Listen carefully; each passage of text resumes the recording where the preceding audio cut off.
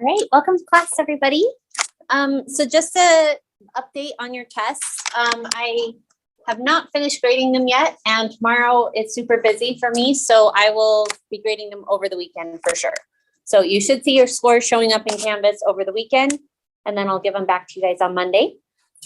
So our lesson for today is section 8.4, which is all about quadratic form. And basically it's about taking complicated equations and rewriting them in a form that looks like what we have been solving with the quadratic equation or with factoring to make them a little bit easier to solve. So for example, let's say that we were given this equation and asked to find the solutions for it. So basically we're trying to find the things that make this equation true. But this equation is pretty complicated because you have a binomial squared, and then you have a binomial times a constant. And basically one way we could solve this would be to FOIL out x plus 1 times itself twice. Then you could distribute the 10 to this, and then you can combine all the like terms and then use the quadratic formula or factoring. However, there is an easier way to do this because of the structure of the equation. Because notice that we have the same expression here as we do here, except this one is squared and this one is just to the first power or just by itself essentially. So our strategy to make this easier so we don't have to FOIL and distribute and go through all of those steps is to create a new variable that we can replace with this stuff that's repeated. So I'm going to use the variable k just because we don't use that variable very often. So it shouldn't show up in most of our problems, but you can choose whatever variable you want to. And I'm going to make k equal x plus 1. And everywhere I see an x plus 1 in my equation, I'm going to replace it with k. So this would change to k squared plus 10k plus 16 equals 0. Everybody good with that?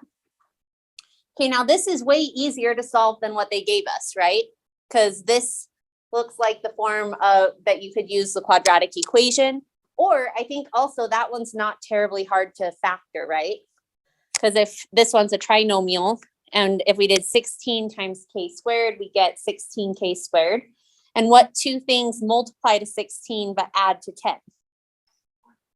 2 and 8. So I could do factoring, or if you prefer the quadratic equation, you could totally do that. It's going to give you the same answer. But I like factoring when it's possible to factor. So I'm going to write it out that way. Then I'll split that up into two groups. My first group has a k in common, and I get k plus 2. My second group has an 8 in common, which also gives me k plus 2. When I factor out the common k plus 2, I get k plus 2 times k plus 8 equals 0. And this is the factored form of this equation that I wrote. So what are the solutions to this equation? Yep, k equals -2, because if k equals -2, this term will be 0. This term will be like 6 or something, but 0 times 6 does equal 0. And then the other solution would be k equals -8, because if k equals -8, this term will be 0. And you'll get 0 times whatever that is does equal 0. So these are the two solutions to the equation that I created. However, that's not the equation they asked me to solve. They asked me to solve this equation. So I used k equals x plus 1 to make it easier to solve the equation. But now I need to take my k solutions and turn them into x solutions. So I'm going to take this equation or this solution and say, okay, well, if k is -2, then what does x have to be?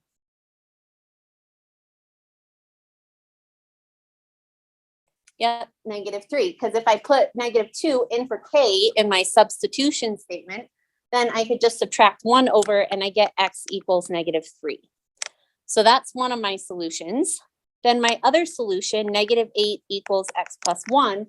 If I subtract 1 from there, I find that x equals -9. And that's my other solution. So essentially, the strategy you guys are going to be using on all of the problems in this lesson is you're going to look for something where you have it to the first power and something squared, and you're going to replace that with a single variable. I like to use k. Then you'll solve the equation for that k equation get your solutions and then substitute those back in to find the solution for the equation they gave you. And basically, this is just a strategy to make it easier to solve really complicated equations like this. So sometimes the thing you'll be substituting in will be a binomial like this. And you'll see several of these. So you might have one like this one, for example. In this case, what would we make k equal? Say it again. X plus 2, perfect. So if I have k equal x plus 2, then I can replace the x plus 2's in my equation with that variable. So this would give me 3k squared minus 4k minus 7 equals 0. And that we could either use the quadratic formula or factoring. If we do factoring, 3k squared times negative 7 is negative 21k squared.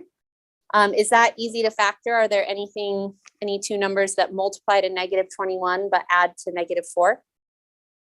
Yeah. Okay, perfect. That should work because we get 3k squared minus 7k. You said plus 3? Yeah, okay, that should work. Because negative 7k plus 3 does equal the negative 4k. And if you multiply these together, it will equal the negative 21k squared.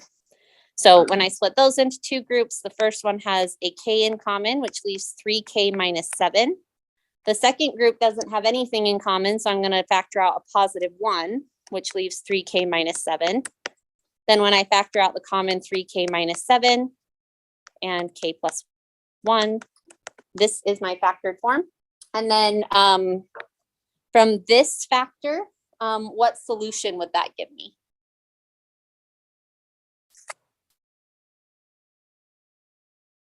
Yep, so k equals 7/3 is a solution. The way that we get that is we say, well, I want this to equal 0. So if you kind of think about in your head, 3k minus 7 equaling 0, you'd add 7 and then divide by 3 to get that 7/3. And then for this factor, what would that solution be? Negative 1. So I get k equals negative 1. Now, these are not my answers to the equation they gave me because I'm not looking for what k is, I'm looking for what x is. So I take these solutions and put them back into my substitution, and I say 7/3 equals x plus 2, and negative 1 equals x plus 2. So to solve this equation, it'd probably be easier to think about 2 as being 6/3. And if I subtract 6/3 from both sides of the equation, that gives me x equals 1/3. Is everybody good with why I changed that to 6/3 so you have common denominators? And then here, if I subtract 2 over, I get x equals negative 3.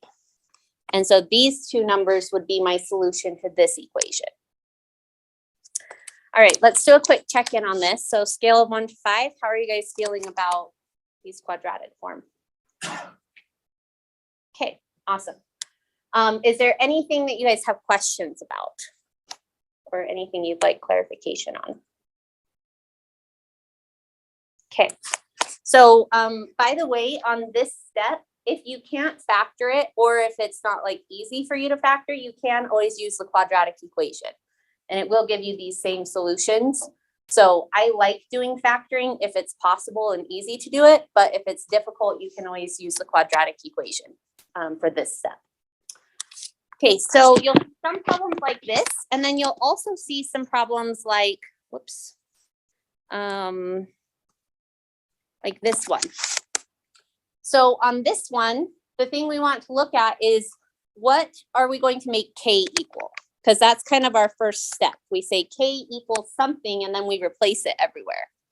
So when I look at this equation, I notice that I have 3 terms, and the things that are kind of like complicated or difficult is this square root of x. And ultimately, I want my equation to look something like, something x squared plus or minus something x plus some constant.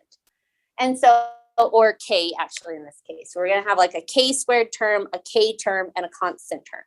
And so when I look at this, I notice that if I were to take this and square it, I would get this, right? Because if you take the square root of something and you square it, it essentially cancels out the square root. And so what that means is I'm going to have k equal the square root stuff, because that means that if I square this, k squared will equal x. And so that means that everywhere I see an x, I can replace it with a k squared, and everywhere I see a square root of x, I can replace it with a k.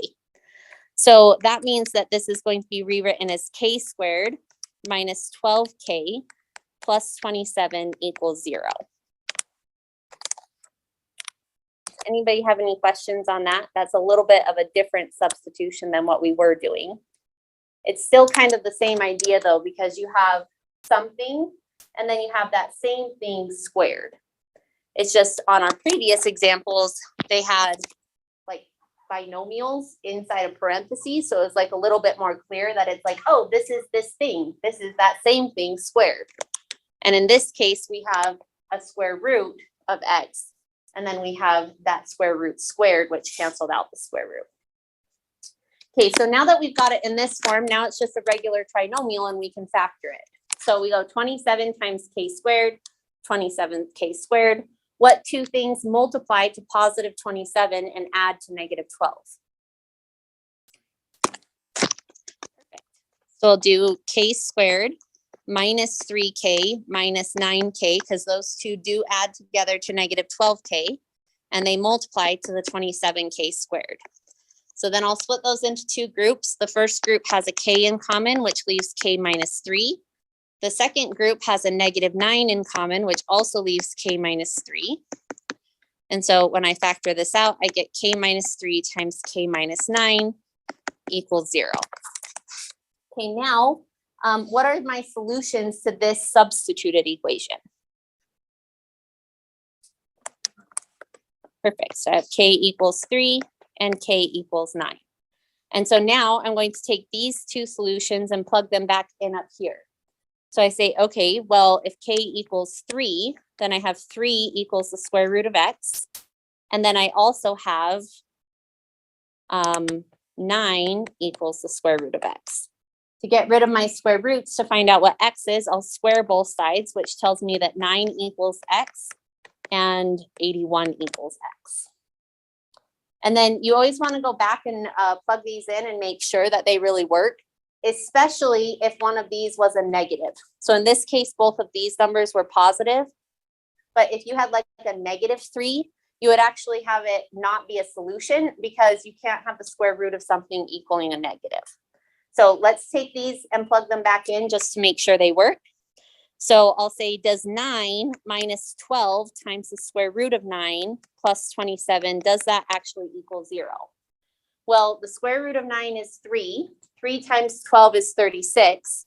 If I do 9 minus 36, I get negative 27, I think. And then if you add 27, that does equal 0.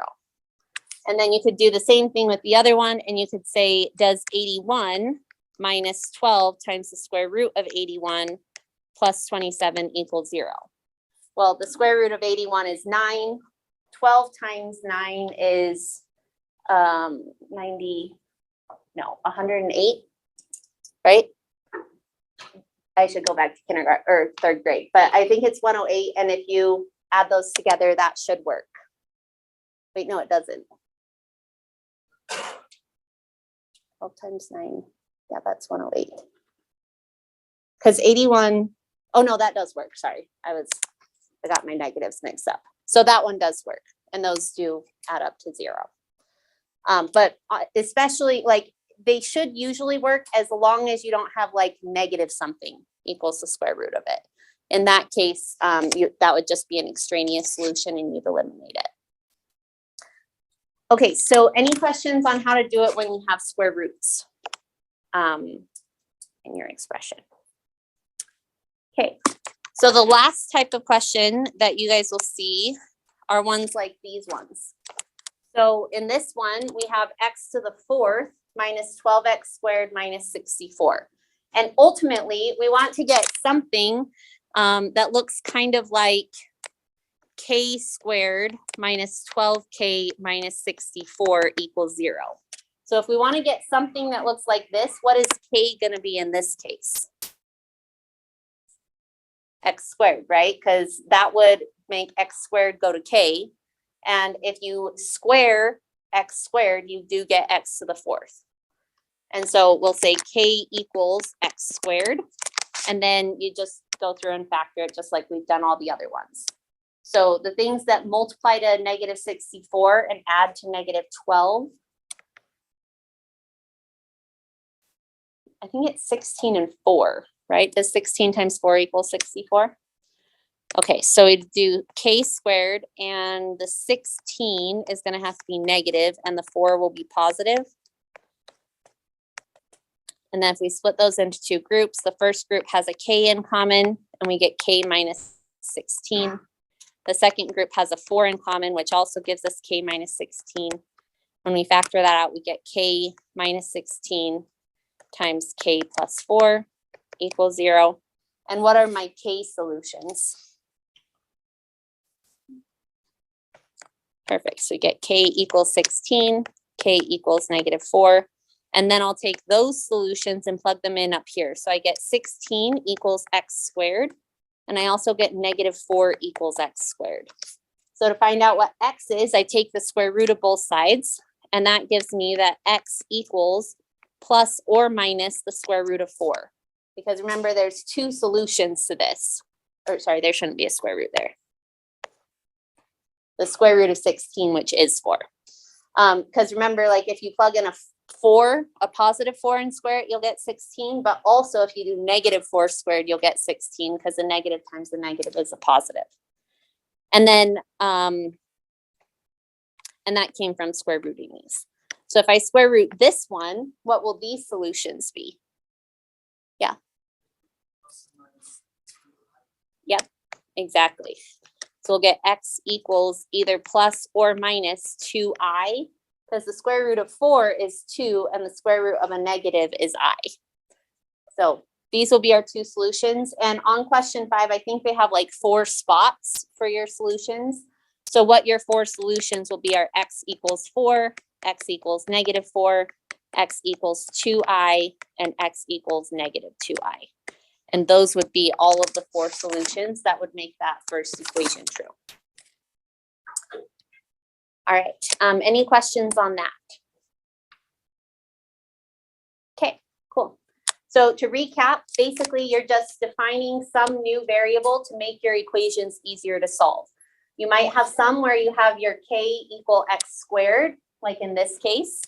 You might have some where you have k equal the square root of x, like in this case, because that would make this one easier. Or you might have some where you have k equal a binomial, like in this case. But basic idea is you define the new variable to make it easier to solve. You solve the equation for k, then you take your k solutions and plug them back into your substitution to find out what the x is or whatever variable they're asking for would be. So that's the majority of your homework. I would like to go over question 14 because this one is a little bit different. So if you guys want to open up your homework and go through question 14 with me, you can.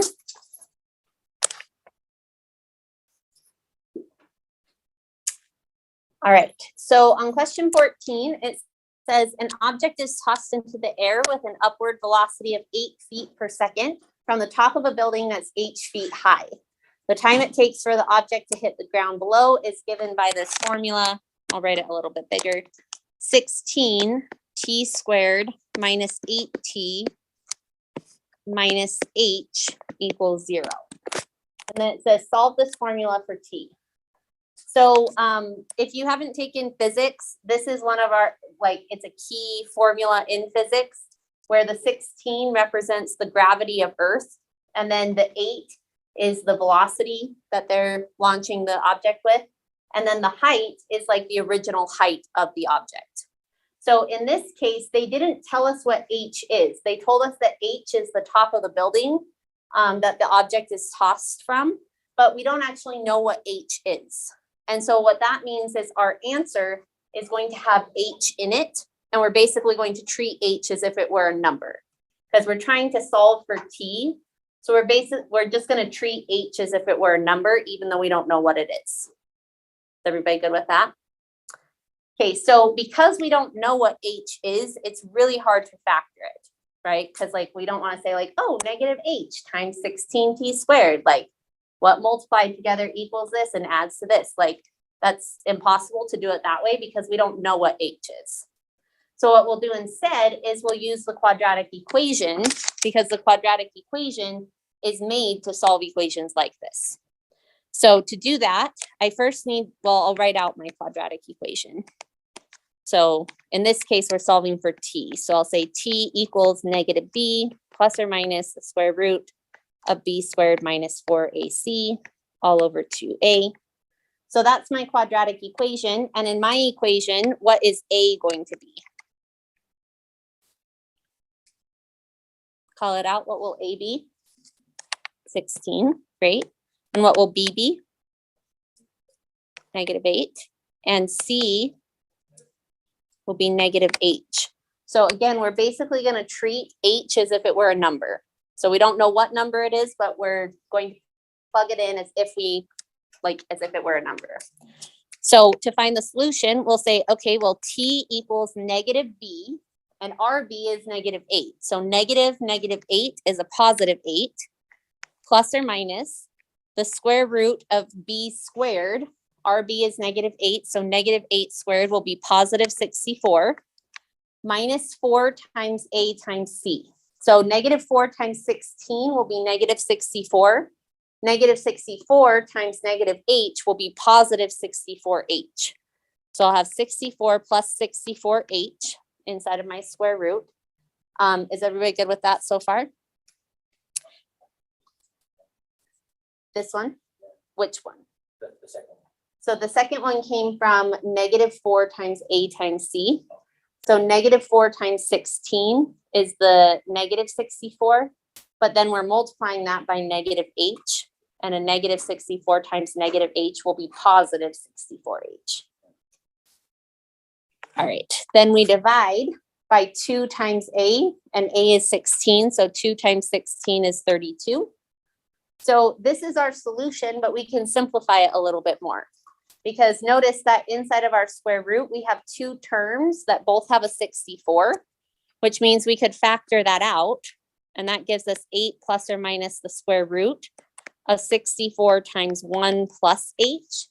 And now that you have multiplication inside the square roots, you can use the multiplication rule for square roots and take the square root of these separately.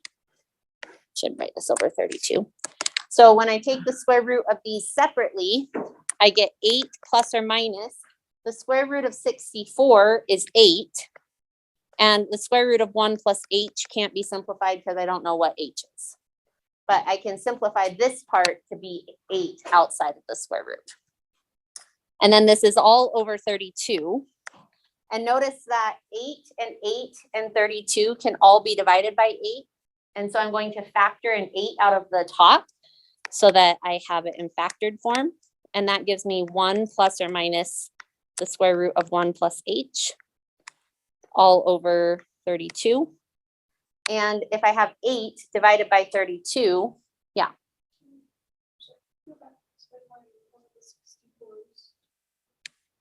How I got from here to here? Yeah, so this is because both of these terms had a 64. And so I could factor it out. So I factored out the greatest common factor. And the reason I did that is because you can't simplify a square root if you have stuff added together, but you can simplify stuff if you have things multiplied together. And so I wanted to make it multiplied so that I could simplify the square root of 64. Yeah, great question. What if the numbers didn't match? Then you would look and see if they had anything in common that you could take the square root of. So like, let's say one was like 64 and one was like 36 or something like that. 64 and 36 can both be divided by 4. And so you'd factor out a 4 because the 4, when you took the square root of it, would give you a 2 outside. So you're basically just looking to factor out something where you can take the square root of it.